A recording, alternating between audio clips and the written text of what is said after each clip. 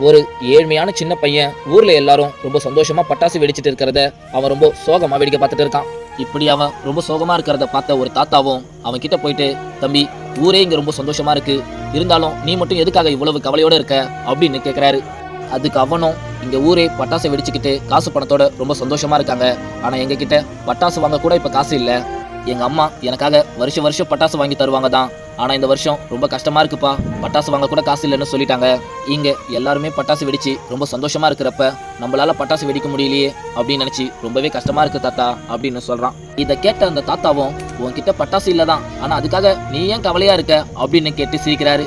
அதுக்கு அவனும், தாத்தா, நான் சொல்றது உங்களுக்கு புரியலையா அப்படின்னு கேட்கறான். அதுக்கு அவரும், தம்பி, நான் சொல்றதுதான் உனக்கு புரியல, ஒரு நிமிஷம் அங்க உட்காந்துட்டு இருக்கிற அந்த குப்பை பொறுக்கிற பையனை பாத்தியா? மத்தவங்க வெடிக்கிற பட்டாசை அவன் எவ்வளவு சந்தோஷமா உட்காந்து ரசிச்சு பார்த்துட்டு இருக்கிறான்னு பாத்தியா? உன்கிட்ட பட்டாசு இல்லாத மாதிரி தான் அவன் கையிலயும் பட்டாசு இல்ல, இருந்தாலும் அவன் அதை நினைச்சு கவலைப்பட்டுக்கிட்டு உன்ன மாதிரி உட்காந்துட்டு இல்ல. நம்ம கிட்ட பட்டாசு இல்ல அப்படின்ற விஷயத்தை அவன் ஏத்துக்கிட்டு மத்தவங்க வெடிக்கிற பட்டாசை பார்த்து ரசிச்சு ரொம்ப சந்தோஷப்பட்டுக்கிட்டு இருக்கான்.